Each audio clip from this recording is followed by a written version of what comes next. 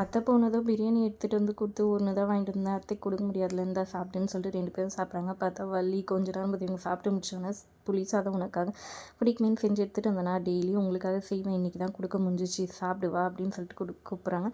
ஐயோ பிரியாணி சாப்பிட்டு இதுவான்னு சொல்லிட்டு கடுப்பாக வராரு. வேணாம் வேணான்னு மாறேன்னு சொன்னாலும் கேட்காம வள்ளி வந்துட்டு கொடுக்குறாங்க. அப்புறம் வேறு வழி இல்லாமல் 2 பேரும் சாப்பிட்டுறாங்க. அம்மா மாதிரி பார்த்துக்கிறாங்களே, எனக்கு இதனால தான் வள்ளி அம்மா ரொம்ப பிடிக்கும்னு வீரா ஒரு பக்கம் சொல்லிட்டு இருக்காங்க. மறுநாள் வந்துட்டு இவங்களுக்கு கூப்பிட்ருங்க அவங்களுக்கு கூப்பிட்ருங்கன்னு சொல்லிட்டு விஜயோட அம்மா வந்துட்டு ராமச்சந்திரன் கிட்டே சொல்லிட்டு இருக்காங்க. அதுக்கப்புறம் கார்த்திக் கிட்டேயும் வந்துட்டு பக்கத்துல எல்லாம் சொல்லி அவங்க அப்பா சொல்ல கார்த்திக் செம்ம கடுப்பாகி மாறன் கிட்ட வந்து பேசிகிட்டு இருக்காங்க.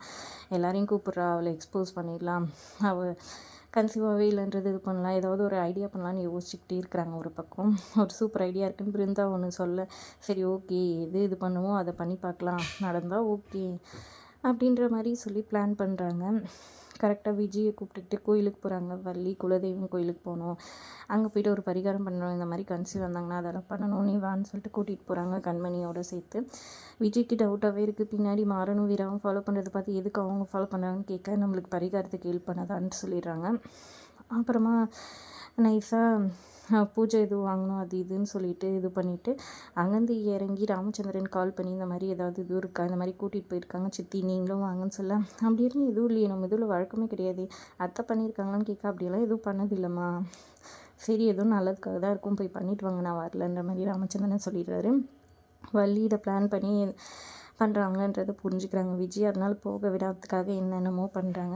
எனக்கு மயக்கம் வர மாதிரி இருக்குது, போயிடலாமே, ஏதோ நாளைக்கு பண்ணிக்கலாம் அப்படி இப்படின்னு ஏமாத்துறாங்க. அப்புறமா எனக்கு மயக்கமாக இருக்குது, எனக்கு இளநீ கடையில் நிறுத்துங்கன்னு சொல்லிட்டு வேணும்னே இளநீ வாங்கி குடிச்சிட்ருக்குறாங்க.